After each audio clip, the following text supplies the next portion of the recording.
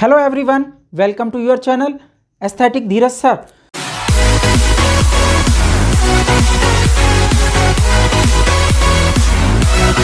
So today we are going a very important topic of 12th class compound microscope.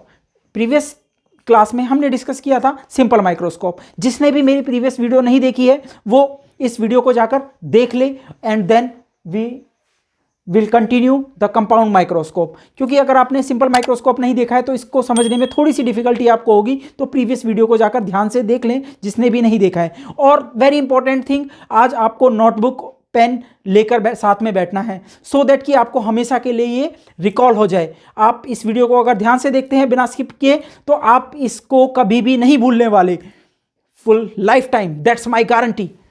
सो आज हम start करते हैं अपने टॉपिक को.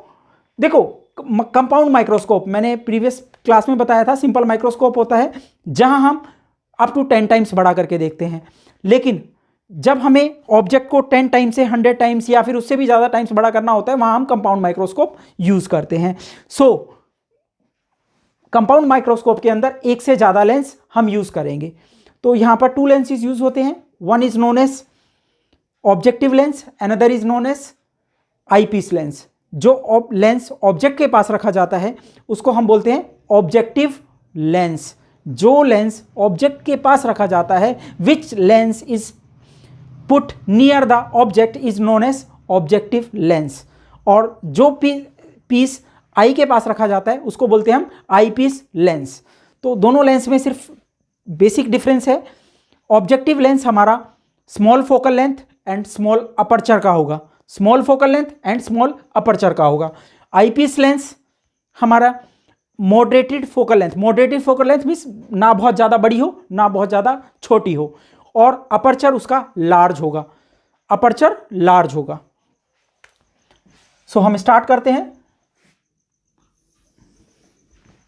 देखिए, ये दोनों लेंस हमें को एक्सेली पुट करने हैं. को एक्सेली मीन्स इनके ऑप्टिकल सेंटर्स एक ही लाइन पर एग्जिस्ट करेंगे, स्ट्रेट लाइन पर. First is objective lens which is put near the object, means हम लेफ्ट साइड पर ऑब्जेक्ट को लेंगे. And another lens that is known as eyepiece lens. इसका अपर्चर लार्ज होगा. Small focal length, small aperture, moderated focal length, large aperture. 1 mark का question बन जाता है. सीबीएसई में पहले भी आ चुका है, बोर्ड एग्जाम में पहले भी आ चुका है. देखिए, हमें इमेज फॉर्म करनी है स्मॉल फोकल लेंथ की, उसको मैग्नीफाई करना है. मेरे पास 2 लेंस है. फर्स्ट लेंस है, ऑब्जेक्ट मेरे पास छोटा है, उस छोटे ऑब्जेक्ट को पहले फर्स्ट लेंस मैग्नीफाई कर देगा, थोड़ा बड़ा कर देगा. लेट अस अज्यूम दैट वो 5 टाइम्स कर सकता है, 10 टाइम्स कर सकता है या 7 टाइम्स कर सकता है. एक मेरे पास छोटा लेंस है, उसको मैग्नीफाई कर दिया दूसरे ऑब्जेक्ट ने. फिर उस बड़ी इमेज को देखेगा हमारा eyepiece lens. This one is objective lens, मैंने बताया था ऑब्जेक्ट के पास जो होने वाला है, और ये होगा हमारा आईपीस लेंस. तो ऑब्जेक्ट के पास फर्स्ट ऑब्जेक्ट मेरा यहाँ रखा हुआ है, इमेज यहाँ बनेगी, वो इमेज थोड़ी बड़ी होगी. ऑब्जेक्ट मेरा सपोज करिए ये साइज है ऑब्जेक्ट का, इमेज का साइज ये हो गया. अब इसके बाद इसको बड़ी इमेज नज़र आ रही है तो ये इसको और लार्ज कर देगा, तो इमेज मैग्नीफाइड हो जाएगी, हाईली मैग्नीफाइड, हाईली मैग्नीफाइड. वही मेरा टारगेट है. That's very simple. सो आप सभी को क्लियर है कंपाउंड माइक्रोस्कोप के बारे में, होता क्या है, हमारे ऑब्जेक्टिव्स क्या है, कंस्ट्रक्शन क्या है इसके बारे में. तो सब उसके बाद हमारा आता है मैग्नीफिकेशन. What is magnification?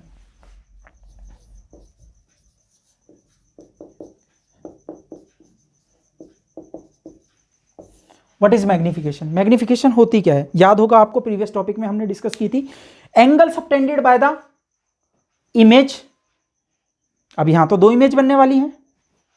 एक फर्स्ट ऑब्जेक्ट बनाएगा, फर्स्ट लेंस बनाएगा, और एक सेकेंड लेंस बनाएगा. तो इमेज की जब हम बात करेंगे यहाँ फाइनल इमेज की बात होगी, यानी angle subtended by the final image to the angle subtended by the object. और ऑब्जेक्ट कौन सा? जो यहां पर रखा हुआ होगा. डेफिनेशन बिल्कुल सेम है प्रीवियस वन की तरह. So m equal to beta upon alpha. Similar one. इसको हम नियरली एज्यूम करेंगे जब एंगल स्मॉल होगा तो that is tan beta upon tan alpha, tan beta upon tan alpha. हमें टेन बीटा और टेन अल्फा कैलकुलेट करना होगा। ये बातें अगर किसी को नहीं समझ में आ रही है, बीटा क्या है अल्फा क्या है, आप प्रीवियस वीडियो को जरूर ध्यान से देखें। और उसके बाद भी अगर डाउट आपका रह जाता है तो मैं अभी यहाँ पर भी क्लियर कर देता हूँ बीटा और अल्फा क्या होने वाला है। देखिए फर्स्ट ऑब्जेक्ट है ऑप्टिकल सेंटर, मैंने नाम दे दिया C1, ऑप्टिकल सेंटर नेम है C2 optical centre. This is O means objective lens, इसकी फोकल लेंथ होगी, late us assume that focal length FO। Focus हो गया तो इसकी फोकल लेंथ क्या हो गई, स्मॉल FO। देखिए फोकल लेंथ और फोकस में डिफरेंस क्या है, पॉइंट का नाम होता है फोकस, फोकल लेंथ होती है फोकस से लेकर ऑप्टिकल सेंटर तक के डिस्टेंस को हम फोकल लेंथ बोलते हैं। फोकल लेंथ का सिंबल स्मॉल f होता है और फोकस का सिंबल कैपिटल F। तो सेम डिस्टेंस आपको लेना है, let us assume that this is FO same on left side as well as right side. ये बड़ा अपर्चर है, इसकी फोकल लेंथ को हम यहाँ पर भी कहीं अज्यूम कर सकते हो और may be on that side, आप कहीं भी ले सकते हैं, ऑन सेम पॉइंट पर भी कौन साइड हमारी कर सकती है। ये बात आपको बहुत इंपॉर्टेंट है कि इसकी फोकल लेंथ यहाँ पर है और इसकी फोकल लेंथ यहाँ राइट साइड में आएगी आपके पास, तो ये होगा FE। और सिमिलरली इसकी नेक्स्ट साइड में इक्वल फोकल लेंथ आपकी जाने वाली है, तो थोड़ा सा ये मेरे पास छोटा एरिया रह गया, दैट इज़ FE। ठीक है, वो थोड़ा सा बोर्ड छोटा है तो ये इमेज यहाँ तक आ जाएगी। सो ऑब्जेक्ट रखना है। देखो फर्स्ट इमेज मुझे कहाँ पर बनानी है, on that side. Real image कब बनती है, ऑब्जेक्ट कहाँ रखा हो, ऑब्जेक्ट फोकस के बाद हो। अगर फोकस से पहले होगा तो वर्चुअल इमेज फॉर्म्ड होगी, फोकस के बाद मैं ऑब्जेक्ट को रखने वाला हूँ। Is that clear. Real image हम फॉर्म करना चाहते हैं, प्रिंसिपल एक्सिस के एक पैरेलल लगे, बेसिक्स है बिल्कुल, और इसके फोकस से पास होगी लाइन, एक रे हमारी स्ट्रेट चली गई, जो भी रे सेंटर ऑफ कर्वेचर से पास होती है वो स्ट्रेट जाती है। यहाँ पर हमारा इमेज फॉर्म्ड हुई है, फर्स्ट लेंस ने बनाई है। Object name is AB, image name is A', B'।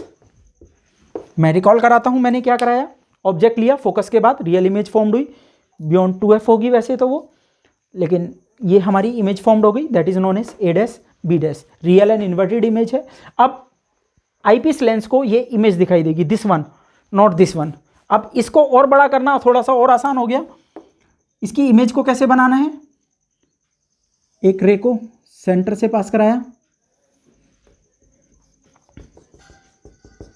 ठीक है। अब रे कहां से पास होगी, देखिए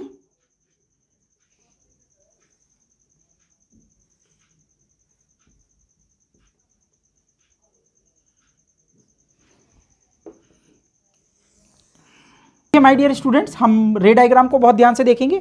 एक रे मैंने ऑप्टिकल सेंटर से बनाई है, यहाँ पर हमारी इमेज फॉर्म्ड होगी, जहाँ पर भी ये सारी रेज आकर मिलती हैं, ठीक है।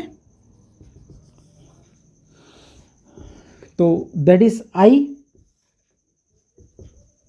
ये हमारी आई है, हमें यहाँ पर इमेज नज़र आएगी। इमेज काफ़ी मैग्नीफाइड है, वर्चुअल इमेज है, दैट इज A', B'।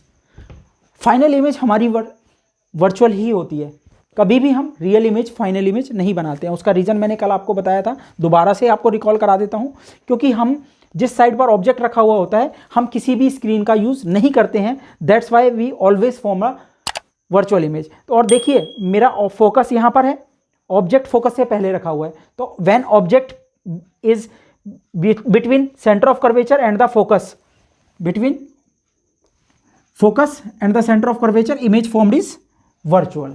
ये बात आपको सभी को क्लियर हो गई होगी। देखिए मैं मैग्निफिकेशन की तरफ जाता हूँ। मैग्निफिकेशन के अंदर हमारा आता है 10 बीटा अपॉन में 10 अल्फा। सो 10 अल्फा कैलकुलेट करना है और 10 बीटा कैलकुलेट करना है। जब हमारा 10 अल्फा और 10 बीटा कैलकुलेट होगा हम उसके अंदर वैल्यू पुटअप करेंगे। तो बीटा क्या है, beta is the angle subtended by the image, angle subtended by the image. What is image, this A', B' is a image. ये ऑप्टिकल सेंटर पर कितना एंगल सबटेंड कर रही है, this angle is formed here, so that is beta. This angle is beta. Alpha कहाँ होगा? Object ये है, angle subtended by the object is known as alpha. लेकिन एक कंडीशन आपको याद रखनी है, ऑब्जेक्ट को आप उठाकर ले जाएंगे जहां पर इमेज बनी हुई है. तो इस ऑब्जेक्ट को मैं यहां पर ले जाऊंगा उठाकर. कैसे ले जाए? इस रे को, ये पैरेलल रे है प्रिंसिपल एक्सिस के, इसको मैंने थोड़ा आगे बढ़ा दिया. तो हम इस रे को आगे बढ़ा देंगे थोड़ा सा और यहां पर परपेंडिकुलर लाइन ड्रॉ कर देंगे इसके साथ. मीन्स दिस पार्ट, इसका नाम हम रखते हैं A1. इस पॉइंट का नाम हमने रख दिया A1. Here it is clearly visible to you, that is AB equal to A1 B double dash. ये मेरा ऑब्जेक्ट हो गया. ऑब्जेक्ट सेंटर ऑफ कर्वेचर पर जो भी एंगल सबटेंड करेगा उसका नाम होगा अल्फा. तो यहां से आपको एक रे बनानी है. इस एंगल का नाम होगा this one. This angle is known as alpha.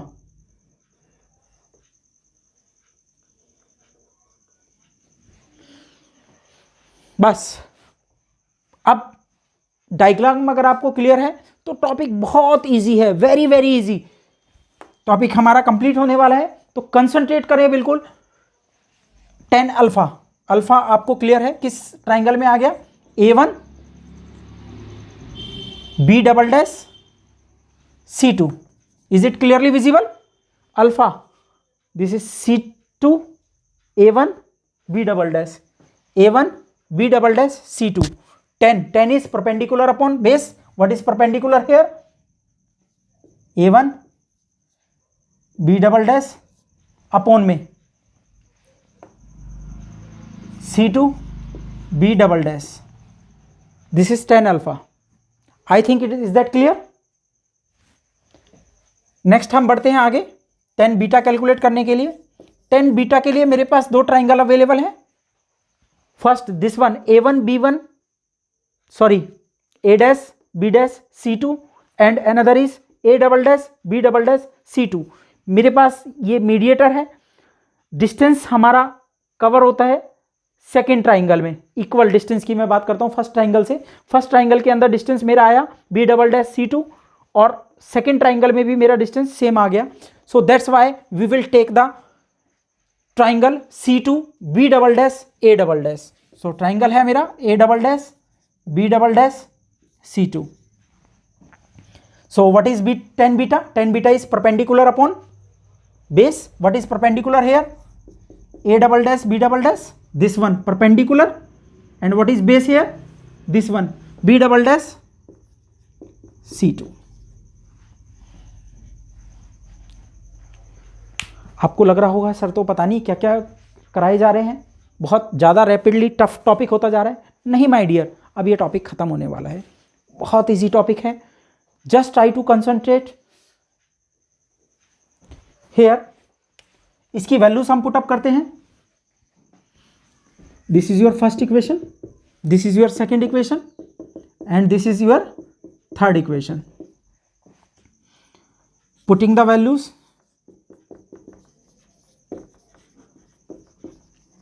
Putting the values of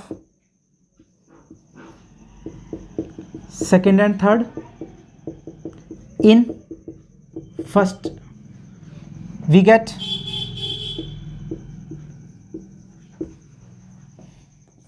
m equal to 10 beta upon 10 alpha is equal to, देखो 10 बीटा की हम वैल्यू पुटअप करेंगे from the above equation. A double dash B double dash upon में B double dash C2 upon में 10 alpha is A1 B double dash upon में C2 B double dash. C2 B double dash से B double dash C2 cancel. So you will left with A double dash B double dash.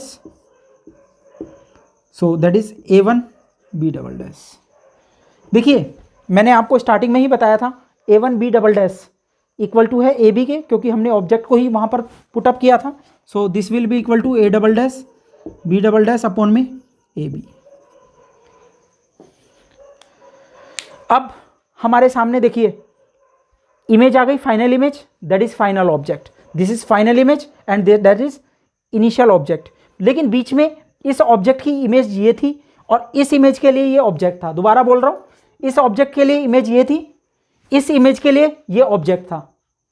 Third time repeat कर रहा हूँ, object के लिए image ये थी, image के लिए ये ऑब्जेक्ट था। तो ए बी की, ए डैश बी डैश की इंपॉर्टेंस है। So here we will multiply and divide by A dash B dash. यहां थोड़ी सी मैं ट्रिक करने वाला हूं, इन दोनों को आपस में इंटरचेंज करते हैं।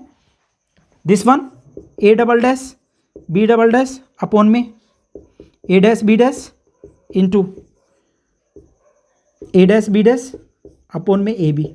इंटरचेंज किया, इसको यहां लिख दिया, इसको यहां लिख दिया। A double dash B double dash, image to the object, image to the object, magnification, that is magnification of I piece.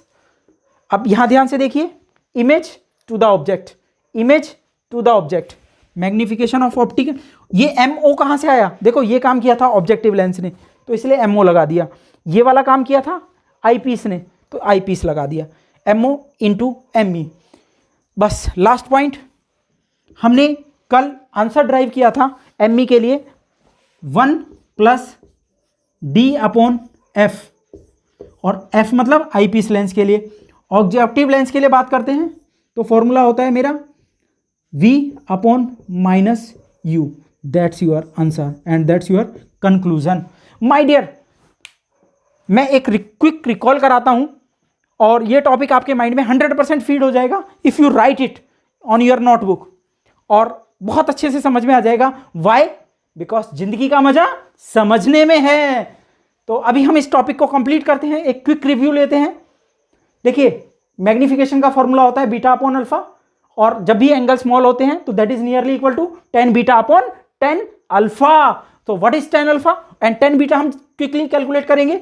10 alpha is this A1 B double dash C2 perpendicular upon base, this is perpendicular, base is this. Second triangle में हम आते हैं perpendicular upon base, perpendicular upon base, दोनों की values को हमने put up किया, जो कैंसिल होता है कैंसिल कर दिया। उसके बाद हमने मल्टीप्लाई किया ए डैश बी डैश से मल्टीप्लाई और ए डैश बी डैश से डिवाइड, उनको आपस में इंटरचेंज किया, इनको आपस में इंटरचेंज किया। देखिए ये हमारा है magnification of eyepiece lens और ये वाला है हमारा magnification of objective lens. Eyepiece lens का आंसर हमने सिंपल माइक्रोस्कोप में ड्राइव किया था 1 plus D upon F E, और मैग्निफिकेशन का फॉर्मूला हमें पता है image to the object, image to the distance of image to the distance of object. V हमारा पॉजिटिव है, और ये वाला जो फॉर्मूला होता है ना, ये सिर्फ वर्चुअल इमेज के लिए ही होता है, ये बात ध्यान रखना। तो एमई में लगाना है या एमओ में लगाना है, उस बात को ध्यान देना है, वर्चुअल इमेज हमारी कहाँ फॉर्म हुई है। So that's the complete. So next video आप जिस भी टॉपिक पर चाहते हैं आप कमेंट बॉक्स में मुझे जरूर बताएं। वीडियो को सब्सक्राइब करना ना भूलें और लाइक करना ना भूलें। कुछ स्टूडेंट्स लाइक नहीं करते हैं और उसको देखकर आगे बढ़ जाते हैं, और सब्सक्राइब नहीं करते हैं तो आप मेरी नेक्स्ट वीडियो को नहीं फाइंड कर सकते और अपनी नॉलेज को एनहेंस करने से आप चूक जाएंगे। सो मैं हमेशा हाजिर होऊंगा आपके सामने इंटरेस्टिंग वीडियोस के साथ और इंपॉर्टेंट फैक्ट्स के साथ। मेरी वीडियो के साथ आप कंटिन्यू जुड़े रहते हैं तो आई फाइनली गारंटीड यू कि you will got the good marks in the final exams. Thank you and have a nice day.